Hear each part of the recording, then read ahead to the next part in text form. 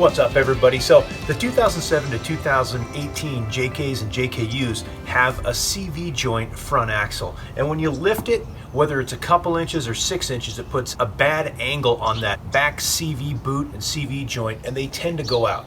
That just happened to mine. The boot split open, got grease everywhere, and of course now it's rattling and chattering in four-wheel drive. So I'll show you what I'm talking about underneath, and today we're going to pull out the front drive shaft. All right, the first thing we're going to do is we're going to take off this center skid plate here, which has 4 18mm bolts, and then we can access these a little bit easier. I'm just going to be using hand tools because I don't have a compressor or air gun here at the house. And we're going to take off these and those. And I guess I should add, in addition to the 18mm that we're taking off here, on the rear flange here, those are 8mm bolts. And on the forward side here, those guys are 15mm. That way you can have your tools ready.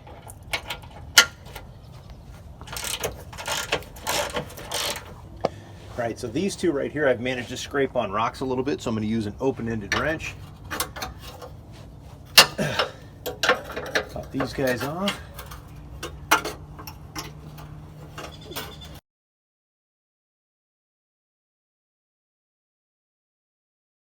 Two in the front, one here, and then one over on the gas tank skid plate itself. And I'm going to leave that one till last because I don't want it to fall and hit me in the face.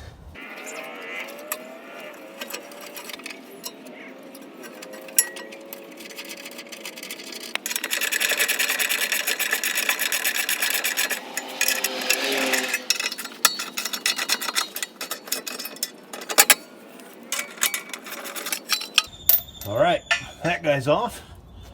Onto that rear flange. So you can see with that skid plate off, it's a little bit easier to get to all of these. Now you won't be able to get to the top ones, so you're gonna have to roll the Jeep back and forth just a little bit to get them to turn around. So let's get started.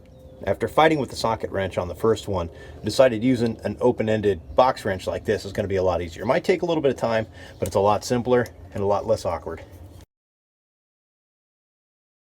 Once I get it out far enough, I can switch it over to the ratcheting end. But it's a pretty tight squeeze on these 8mm. There's two.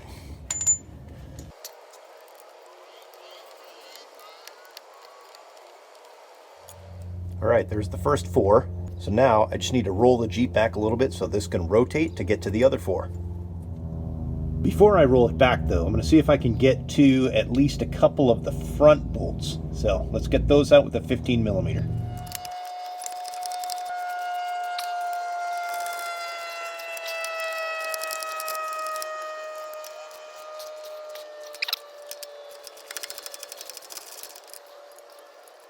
All right, I'm going to back it up a couple inches and we'll get the rest of the bolts out.